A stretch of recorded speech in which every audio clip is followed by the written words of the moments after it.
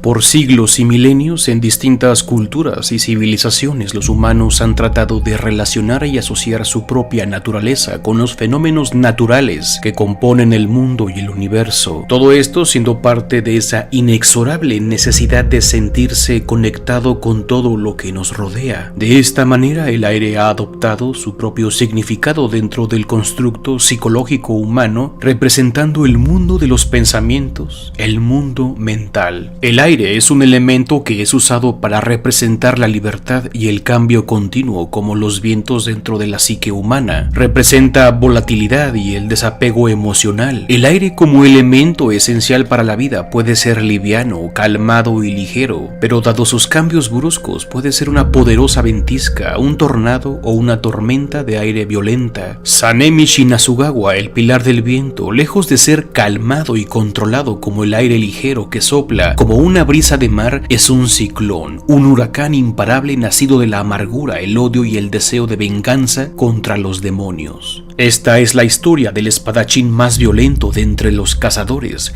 la historia del huracán que lo arrasaba todo.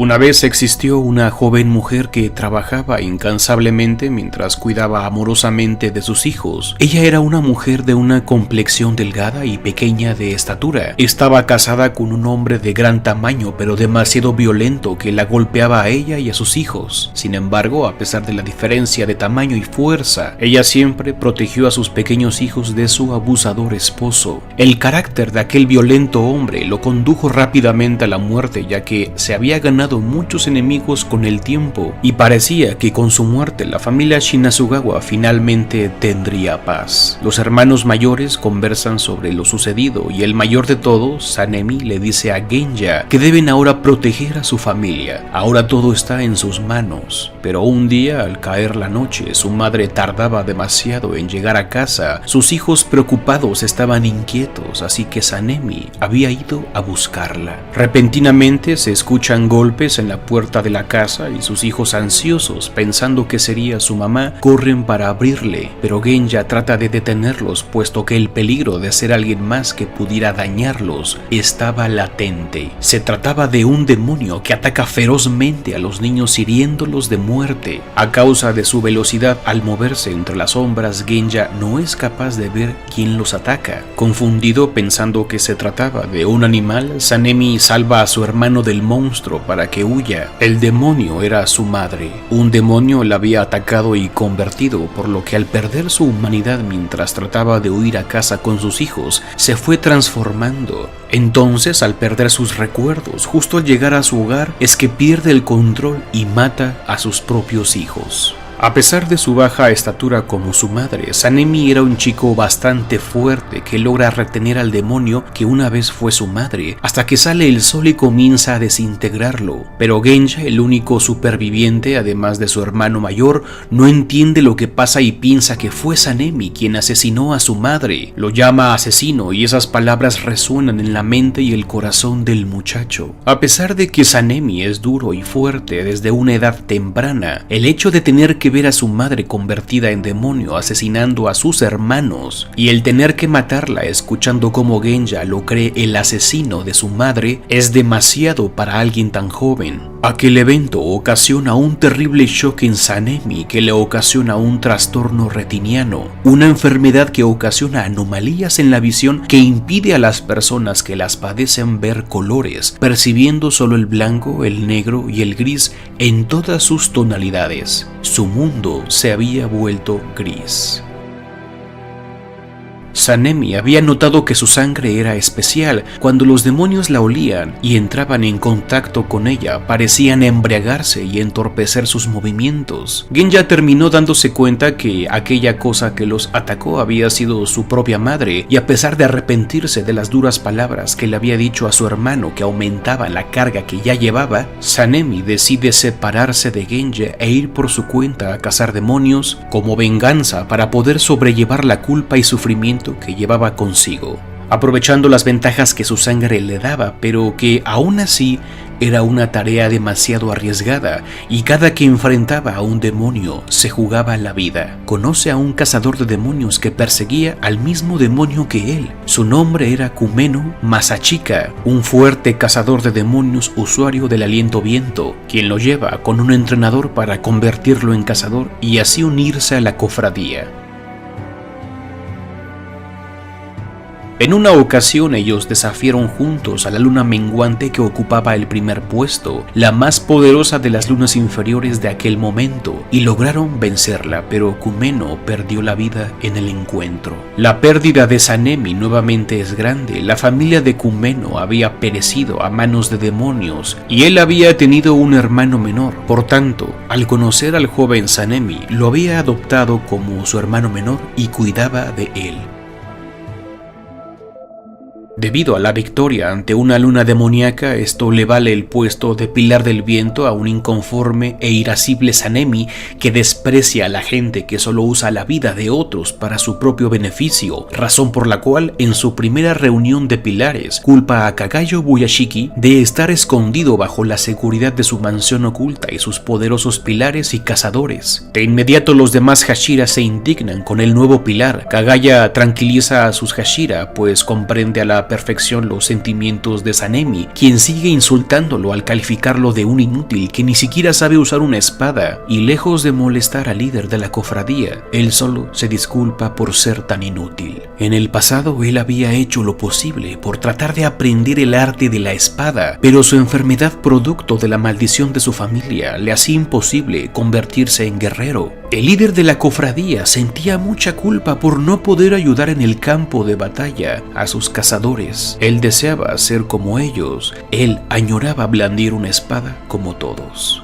El pesar, la aflicción y desconsuelo del líder de los cazadores se vuelve a manifestar cuando vuelve a disculparse por eso con Sanemi. Él no se molestaría jamás con el recién pilar impulsivo y desafiante. Kagaya sabía que había perdido mucho en el camino y que él, junto al resto de sus compañeros, eran quienes arriesgaban sus vidas y morían afuera en el campo de batalla. Era una carga psicológica bastante pesada para Kagaya Ubuyashiki. Las palabras del líder de los cazadores de demonios apaciguan la ira de Sanemi. Él le había recordado a su madre y pudo sentir en él el genuino amor que sentía por todos sus espadachines. Al final, Kagaya le pide que su único deseo es que use su fuerza para proteger la vida de las personas, mientras se disculpa una vez más al ser él quien es el verdadero imprudente al convocarlo a su primer junta de pilares justo después de la pérdida de Kumeno. A su vez, el pilar de las flores de ese momento, Kanae Kocho, hermana mayor de Shinobu, le explica a Sanemi que Kagaya Ubuyashiki, en memoria de sus cazadores,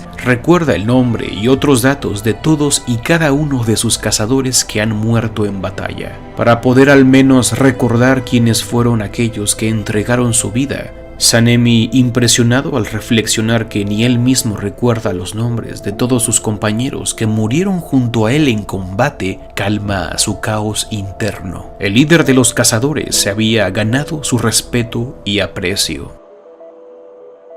Kagaya le entrega el testamento de Kumeno donde dejó plasmados sus deseos. Todos los testamentos de los cazadores de demonios eran resguardados por Kagaya. Kumeno había visto a su hermano menor en el joven Sanemi y soñaba con un futuro para sus seres amados, algo por lo que valía la pena pelear arriesgando la vida. Él deseaba que Sanemi sobreviviera para disfrutar de ese futuro a toda costa. Aquellas palabras de su hermano adoptivo y hermano de armas hicieron brotar todos los sentimientos encerrados en su interior. Es entonces que recuerda a su hermano Genja.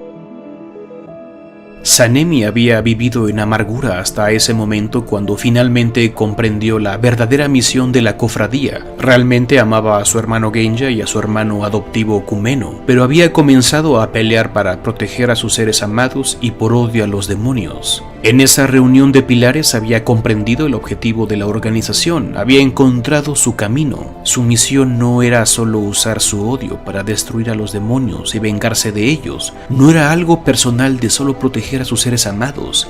Era algo mucho más grande. Ellos estaban ahí para proteger a todas las personas y crear un nuevo futuro. La violencia de Sanemi era algo innato en él. Había superado de alguna manera gran parte de su amargura al tener un camino fijo y claro que seguir, pero seguía sintiendo un profundo desprecio y odio por los demonios, algo que vemos claramente cuando es el único pilar que pierde los estribos y hiere a Nezuko. En el pasado, el pilar del viento vio cómo su madre se había atrevido a matar a sus hermanos al convertirse en demonio. Era normal que se negara a creer que Nezuko era un demonio capaz de detener sus instintos y no atacar humanos. Era algo sumamente conflictivo e inaceptable para el Hashira. Sanemi era violento como su padre, pero con un corazón bondadoso como su madre. Su interior iracundo e impetuoso era como un violento tornado, su espada era como una tempestad, y cuando estallaba en ira, todo su ser era implacable e incesante como un huracán. Y así será cuando en el futuro próximo se enfrente a Kokushibo, la primera luna superior, y contra el mismo Muzan, el progenitor de todos los demonios. Sanemi demostrará lo irrefrenable que era su espíritu.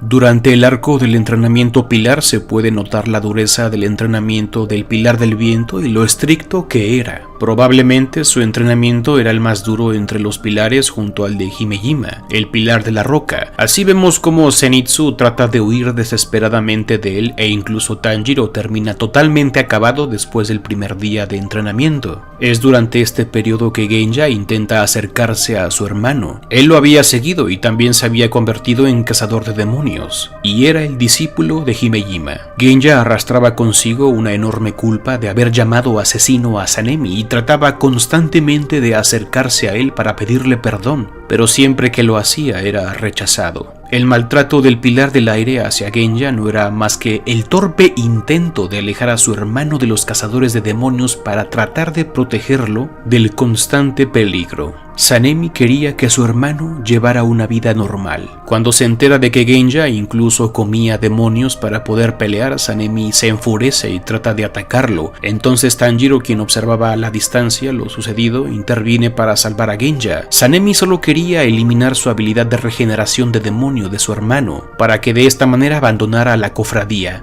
Pero un necio Tanjiro está dispuesto a desafiar a Sanemi, y así es como, casi matando a Tanjiro a golpes por entrometido, el resto de cazadores que entrenaban con él tratan de detenerlo.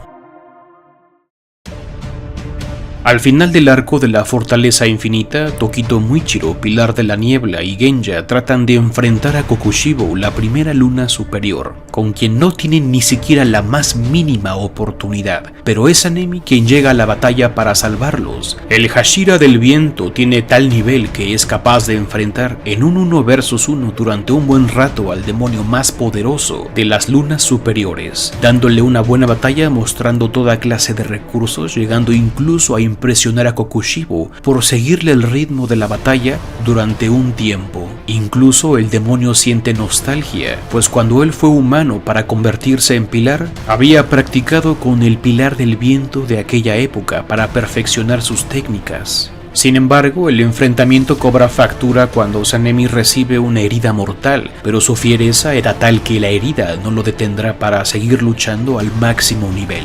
Las cosas se pondrán bastante serias cuando a la batalla se une Himejima, pilar de la roca, el más poderoso entre los cazadores de demonios, para darle un respiro a Sanemi. Ambos cazadores, los más poderosos de entre todos y reconocidos por el mismo Kokushibo al decir que ellos dos están a un nivel completamente distinto del resto, habiendo perfeccionado y pulido todas sus capacidades de combate, enfrentarán a la primera luna superior protagonizando una de las mejores batallas de Kimetsu no Yaiba E increíblemente, el poder combinado de ambos pilares no será suficiente para detener a un Kokushibo que pelea en serio. Necesitarán la ayuda de los heridos Genja y Tokito.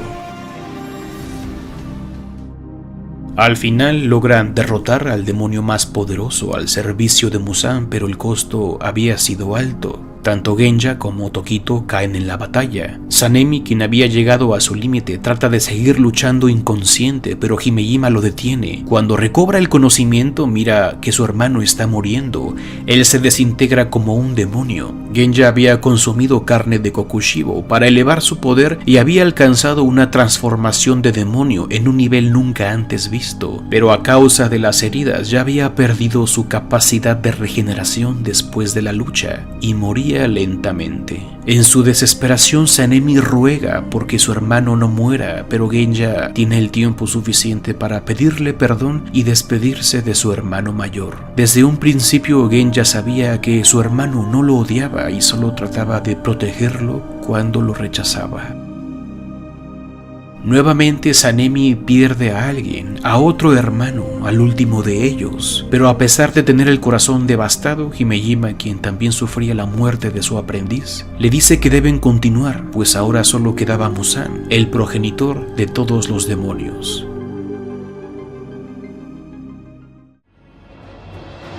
En la batalla final contra el padre de los demonios, la llegada de Sanemi Himejima se convierte en un gran respiro para Tanjiro y el resto de pilares que enfrentaban desesperadamente a Muzan. Y eso también implica una alza de la moral del resto de cazadores de demonios que también peleaban y apoyaban a Tanjiro y a los pilares. Tanto Sanemi como Himejima, los más fuertes entre los Hashiras, lucharán hasta sus últimas fuerzas contra el rey demonio. En la batalla final todos los pilares mueren con excepción de Tomioka y Sanemi. El pilar del viento estuvo a punto de morir y es capaz de ver una última vez a Genja y a sus hermanos, pero no a su madre. ¿Por qué no estaba ahí?, se pregunta. Así desde las sombras escucha su voz. Es su madre quien le dice que no puede estar con ellos por haberse convertido en demonio y asesinar a sus hijos. Ella está en el infierno, pero cuando Sanemi trata de llevarla con él y sus hermanos, su padre aparece para apartarlo y decirle que Shizu, su esposa, se quedará con él. Su padre es quien lo empuja de nuevo a la tierra. Lo regresa al mundo de los vivos diciéndole que no es el momento de su muerte, y así Sanemi Shinasugawa, el pilar del viento, regresa a la vida. Un detalle interesante dentro de Kimetsu no Yaiba es la categoría de humanos con sangre Marechi, que es el tipo de sangre que tiene Sanemi y otros personajes como Kiyoshi, que lo vemos en la primera temporada. Un tipo de sangre rara que embriaga a los demonios, y consumir a un humano con esta sangre valía por 50. El demonio Kyogai que usaba los tambores había ocupado el 6º puesto de las lunas inferiores. Buscaba este tipo de sangre para recuperar su lugar dentro de las 12 lunas demoníacas y trataba de consumir a este niño. Al compartir Genja sangre con Sanemi al ser hermanos, debió tener una sangre igualmente rara, aunque distinta de su hermano, pues este no embriagaba a los demonios, pero sí tenía la capacidad de comer carne de demonio para adquirir poderes. Y solo Genja, junto a un antiguo cazador de demonios cuya identidad es desconocida, son los únicos cazadores conocidos que tenían esta capacidad, lo cual se convierte en uno de los misterios de la obra. Con esto llegamos al final. Gracias por llegar hasta aquí. Puedes seguirme ahora en mis redes sociales, tanto en la página de Facebook como en el grupo de Facebook de Café para Sapiens, así como en Instagram, que dejaré abajo en la descripción del video. Regálame un like para apoyar este canal y suscríbete para más. Nos vemos pronto.